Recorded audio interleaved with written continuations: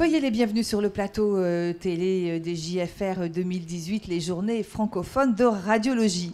Madame Laurence Carton, bonjour. Soyez la bienvenue sur notre plateau. Vous êtes patiente expert pour l'AFLAR, l'Association française de lutte anti-rhumatisme. On va parler des spondyloarthrites.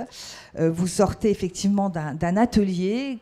Racontez-nous un petit peu ce qui s'est dit. Alors, à l'invitation du professeur Fedi et du professeur Sidval, donc j'ai eu l'occasion, je dirais le privilège, de co-animer un atelier pour donner la vision du patient sur ces maladies que sont les spondyloarthrites, spondylarthrite comme on l'appelait autrefois, il y a encore seulement quelques années, mais également rhumatisme psoriasique, et la relation particulière qu'a cette maladie avec le concept de l'imagerie médicale. Et voilà. vous êtes Tout atteinte à fait. Alors moi, je suis atteinte depuis l'âge de 17 ans de rhumatisme psoriasique. Je suis traitée pour tel. Et bien sûr, j'ai malheureusement, je dirais, une grande expérience de l'imagerie. Et j'ai même connu son évolution. Car là où autrefois, on ne disposait, je dirais, que pratiquement que de la radio, on dispose maintenant dans cette maladie également de l'IRM et de l'échographie, particulièrement pour l'échographie des anthèses, comme par exemple au talon, parce que c'est un signe très particulier de cette maladie aussi.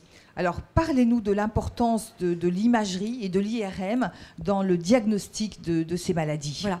Alors, dans la perspective du patient, dans le cadre du diagnostic, comment dirais-je, l'imagerie est très importante. Parce qu'en fait, en tant que patient, nous avons besoin, en quelque chose d'une objectivation, en fait, de la maladie. Donc, nous recherchons la photo. Il a été longuement discuté, ce terme, d'ailleurs, à l'occasion de l'atelier.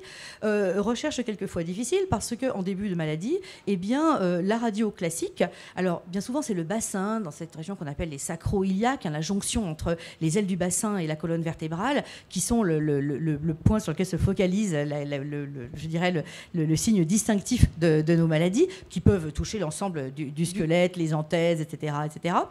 Eh bien, comment dirais-je, l'évolution se fait assez tardivement à la suite des différentes poussées inflammatoires, et en plus très différemment d'une personne à l'autre, et même on pense d'un sexe à l'autre. C'est-à-dire que les femmes ne souderaient pas tout à fait de la même façon que les hommes. Et c'est cette soudure qu'on voit à la radio. Donc est arrivé l'IRM qui a changé ce diagnostic, qui va le changer de plus en plus. Une cohorte est en place, multicentrique et pilotée par l'hôpital Cochin avec le professeur Fedi, qui s'appelle Désir, et qui va montrer tout l'intérêt de l'IRM pour le diagnostic précoce, pour améliorer le diagnostic, parce que pour un patient, être atteint d'une maladie qui lui est inconnue, qui est sans nom, d'un ennemi sans nom, mais qui lui empoisonne la vie, c'est encore bien plus difficile. Et on ne peut pas le soigner à proprement parler. Et donc, la cohorte eh bien, a pour but de montrer l'évolution sur 10 ans des sacroilites débutantes, voilà, qui sont sacroilites, qui sont donc le signe cardinal des spondyloarthrites. Voilà. Alors là, on le voit, hein, l'imagerie est essentielle pour vous aider finalement à avoir un traitement adapté, une prise en charge précoce. On peut avoir des délais qui vont de 6 à 9 ans, hein, et y compris dans des pays développés. Une errance diagnostique. Voilà. Une errance diagnostique, bien sûr. Alors après, en plus, la question, c'est que le diagnostic différentiel dans ces maladies, c'est un petit peu les maladies de tout le monde, c'est-à-dire la lombalgie. Alors du coup, bien, on va aller entre deux prises en charge qui sont tout à fait différentes, hein, puisqu'il s'agit d'une maladie dysimmune qui a son traitement propre et son évolution propre, et des symptômes en dehors de la rhumatologie d'ailleurs. Madame, il y avait donc le professeur Antoine Fedi, vous l'avez cité, il y avait également le professeur Catherine Sitteval. Hein. Le professeur Sitteval est au CHU de Montpellier, et vous l'avez dit, le professeur Fedi est à Cochin.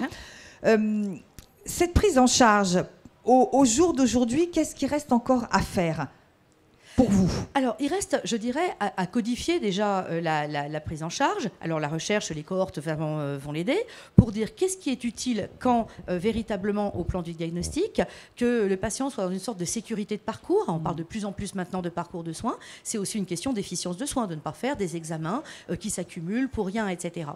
Il y a un besoin aussi et surtout d'améliorer, et ça a été très bien dit par le professeur Sitteval, dans un véritable cadre de soins, la chaîne radiologue, manipulateur, manipulatrice, secrétaire, patient, de façon à ce que tout se passe dans un cadre qualité de soins qui en même temps va humaniser la relation, qui doit être une véritable relation médicale entre le radiologue et le patient. Et puis, il y a des conditions matérielles qui doivent aider aussi, comme par exemple vont nous aider les nouvelles technologies, de façon à faire un vrai suivi du patient, longitudinal, d'examen en examen, pour pouvoir évaluer la sévérité et la véritable évolution de la maladie. Voilà, j'allais vous poser la question, qui vous suit ?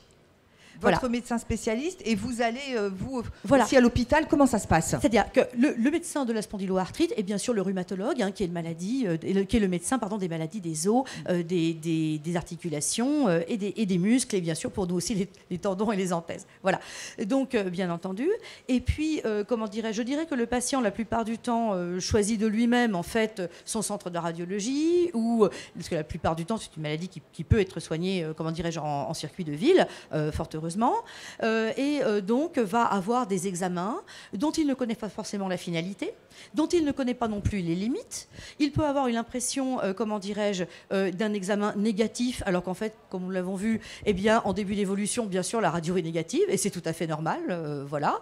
Quelle fréquence pour le suivi au niveau de l'imagerie? Vous passez des IRM? C'est très très fréquent, parce qu'en fait, justement, c'est la spécificité de la maladie, et c'est ce que j'ai dit lors de l'atelier. Il y a une variabilité très importante de cette maladie dans ses formes et dans sa gravité.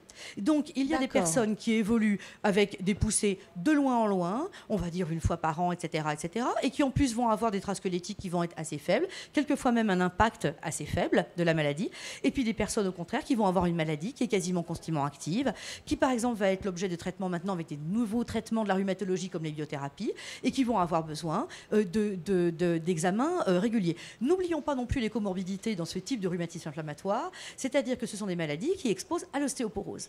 Donc également, l'ostéodensitométrie ne devra pas être oubliée.